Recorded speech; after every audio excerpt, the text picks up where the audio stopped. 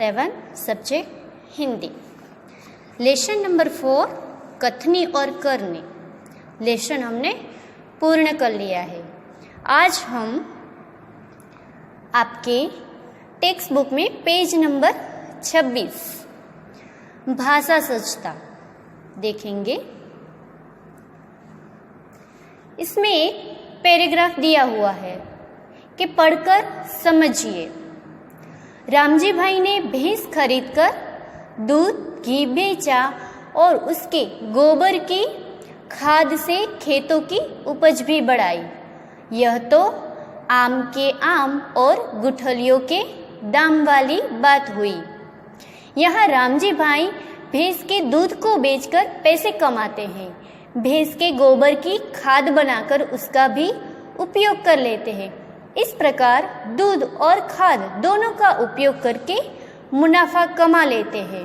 जैसे कि आम खाकर उसकी गुठलियों का भी उपयोग किया जाए। दोनों प्रकार से लाभ होने पर यह लोकोक्ति कही गई है। लोगों के अनुभव पर आधारित और बाद में समाज में रूढ़ हो गई हो ऐसी बात या उक्ति को कहावत कहते हैं। कहावतें बहुत के पास आप लोगों ने भी सुनी होगी। आपके घर में भी आपके पेरेंट्स को भी आपने कई बार कहावतें ऐसी कहते हुए आप लोगों ने सुना होगा। यहाँ पर भी कुछ कहावतें दी गई है। आम के आम गुठलियों के दाम, यानी दोहरा लाभ। जैसी करनी वैसी भरनी, यानी कि उसका अर्थ होता है कि कर्मों के अनुसार फल मिलना। साँच को आँच नहीं, सच्चे व्यक्ति को कोई भय नहीं होता। काला अक्षर भैंस बराबर, यानी बिल्कुल अनपढ़। अब यही कहावतें अनुभव के आधार पर और समाज में रूढ़ हो गई है। यानी कहावत का अर्थ होगा कि किसी घटना या प्रसंग का वर्णन करते समय प्रयोग किए जाने वाले रूढ़ और मार्मिक कथन। कि जैसे कोई अमीर आदमी गरीब हो गया पर उसका अभिमान नहीं गया, तो लोग कहते हैं कि रस्सी जल गई पर ऐंठन नहीं गई। यदि कोई व्यक्ति बिना कामकाज किए पड़े पड़े खाता है तो उसके लिए कहा जाता है कि न काम का न काज का, ढाई से अनाज का। कहावतें भाषा को सुंदर, मार्मिक और प्रभावशाली बनाती है। आगे दूसरा टॉपिक है। यहाँ सूचना दी गई है कि निम्नलिखित वाक्यों को पढ़कर रेखांकित शब्दों को ध्यान से देखिए। कुछ वाक्य दिए गए हैं।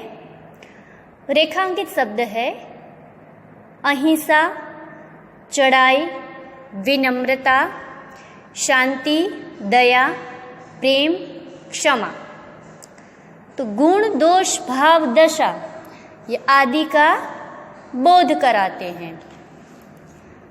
अब हमने आगे व्यक्तिवाचक संज्ञा और जातिवाचक संज्ञा हम सीख चुके हैं। आज हम सीखेंगे ये जो रेखांकित शब्द है, गुण, दोष, भाव, दशा आदि का जो बोध कराते हैं, उसे क्या कहते हैं? भाववाचक संज्ञा। भाववाचक संज्ञाओं के कुछ उदाहरण देख लेते हैं। कि भाव, तो भाव में हंसी, खुशी, सुख, दुख, प्यार, नफरत, आशा, आश्चर्य, बलिदान आदि जैसे शब्द का उपयोग होता है। यानी भाव प्रकट करते शब्द हो, वह भाववाचक संज्ञा कहलाती है। और गुण, तो उसमें कौन से शब्द आएंगे? तो गुण में वीरता, सच्चाई, मेहनत, हिम्मत, निर्भयता, मिठास, कड़वापन आदि जैसे शब्द, यानी कि वह गुण दर्शाते हैं, वह भी भाववाचक संज्ञा कहलाएंगे। स्थिति का निर्देश करते हो ऐसे शब्द, तो अमीरी, गरीबी, स्वास्थ्य, थकावट, चिंता, बीमारी आदि जैसे शब्द। और अवस्था तो बचपन, जवानी, बुढ़ापा आदि, यह अवस्था का। हवा, ठंडी, गर्मी, पढ़ाई, लिखावट, कमाई, रोशनी, महंगाई आदि जैसे शब्द भाववाचक संज्ञाओं के उदाहरण हैं।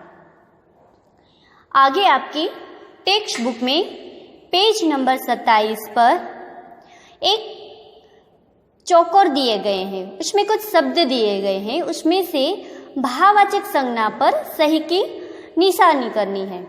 अब इन शब्दों में से सच्चाई और सच्चा, इनमें से भाववाचक संज्ञा का शब्द कौन सा है? तो हमने कुछ उदाहरण भी देखे कि गुण, दोष, भाव, दशा आदि का जो बोध कराते हैं वह भाववाचक संज्ञा कहलाती है। तो सच्चाई यह होगी भाववाचक संज्ञा। ऊंचाई और ऊंचा, तो ऐसे दूसरे शब्द हैं। तो ऊंचाई, जिसमें ऊंचाई का भाव प्रकट होता है। बचपन, बच्चा है तो वह जातिवाचक संज्ञा हुआ पर उसमें से भाव कौन सा प्रकट होता है? बचपन का, यानी बचपन शब्द है वह भाववाचक संज्ञा। लंबाई, तो लंबा जो होता है उसमें से भाव प्रकट होता है लंबाई का, तो लंबाई भाववाचक संज्ञा है।